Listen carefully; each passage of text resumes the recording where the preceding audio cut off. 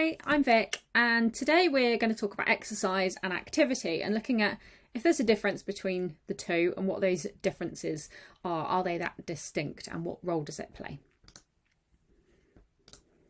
So exercise is essentially any movement that you plan to do, but you don't necessarily have a structured end goal. There's not a particular purpose or performance-based goal that's been aligned to it. So the difference would be, I see these people on a bicycle. If you were just going to go out for a half-hour bike ride there or thereabouts and just go round the block, that would be exercise.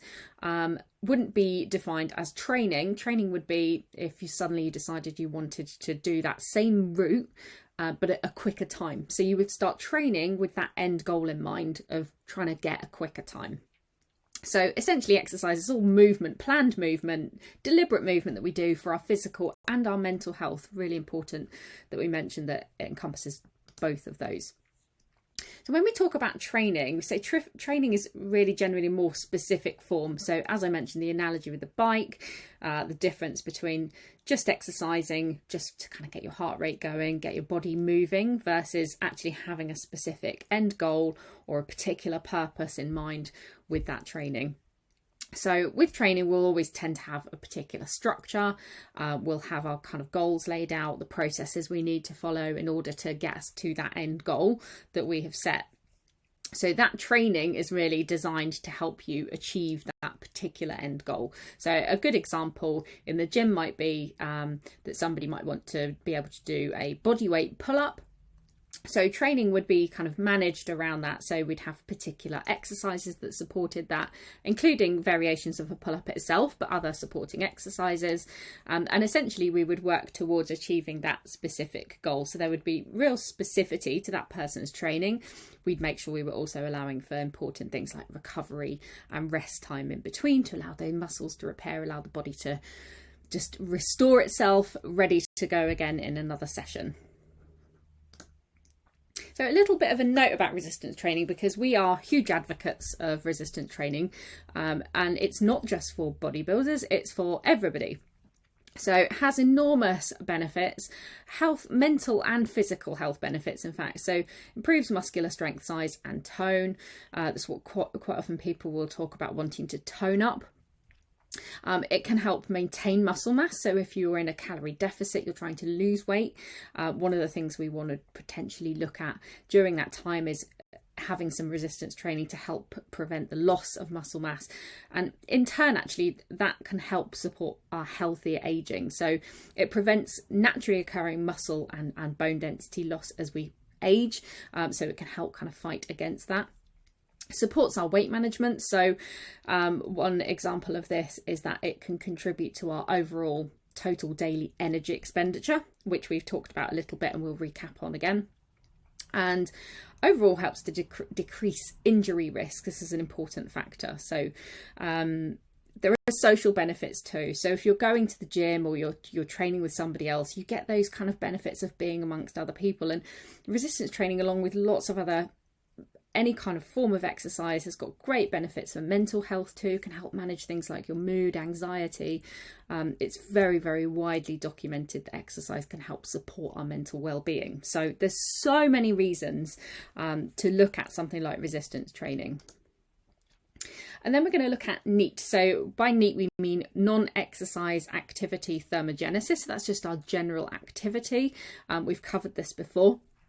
But we're talking about all that kind of more subconscious movement, things that we're not really planning to do. It's not really intentional. So it's that fidgeting we might do when we're sat down, tapping our feet along to a piece of music, for example.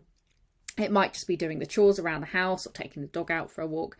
So it's those things that there's potentially some intentional thought around, but it's not exercise as such. You're not necessarily viewing it as exercise. You're just doing that activity. But actually a lot of it is kind of quite subconscious too. And you may have heard about the 10,000 steps. I know it gets widely talked about. This is a good example of just a kind of a goal that's been kind of widely documented as having good health benefits. It isn't something bad to aim for. Just know that the 10,000 steps actually originates from a marketing campaign, as a lot of things in the fitness and health and well-being world tend to.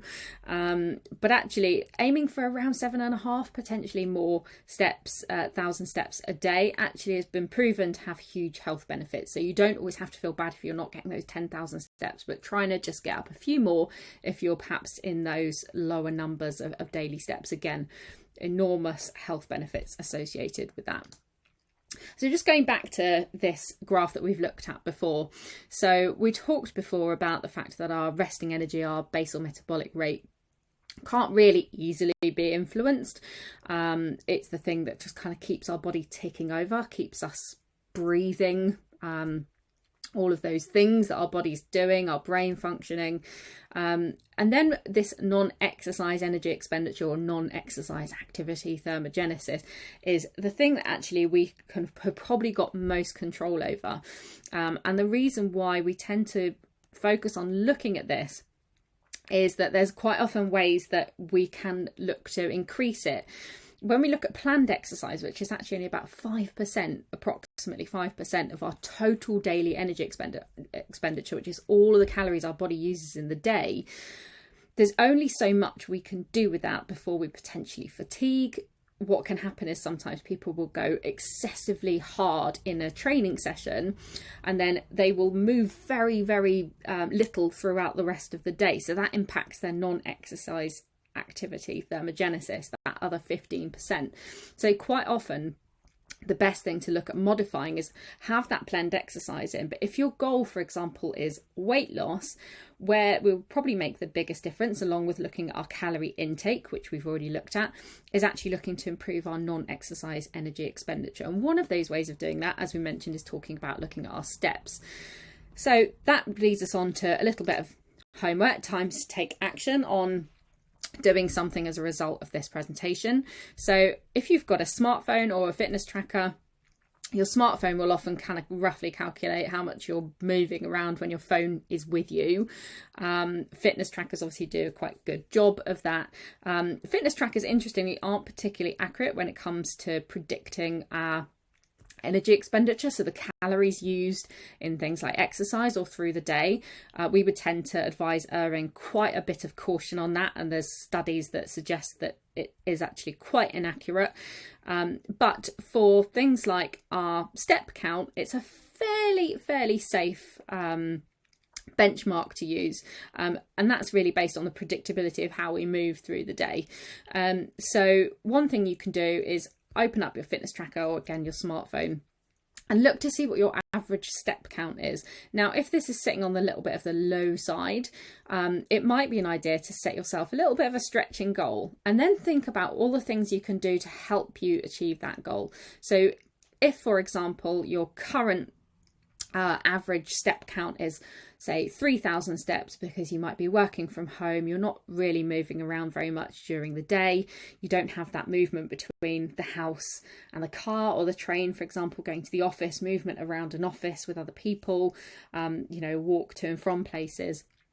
It might be that we need to make more of a planned conservative effort to increase our overall movement through the day. So if we set a step goal, for example, of 6,000 steps, we need to think about how we're going to achieve that. So it might be through taking a short, but perhaps quite intentional, pacey walk at some point during the day. Think about how you can utilize things like lunch breaks, potentially just getting up a little bit earlier in the morning and taking yourself for a short walk to start your day is a great place to start. It might be that there's other things you can do if you take a lot of phone calls for work and they're not video-based phone calls. Get a set of headphones and just pace around, walk around the house while you have those phone calls, because that can also help to just improve the level of movement you're making. Even actually going from a sitting desk to a standing desk can actually help, because you will naturally just pace around, move around that little bit more. So that's your thing to take away. Have a look at your current step count and potentially look to set a new step goal for the coming week. I hope that's been really helpful, and we'll see you soon.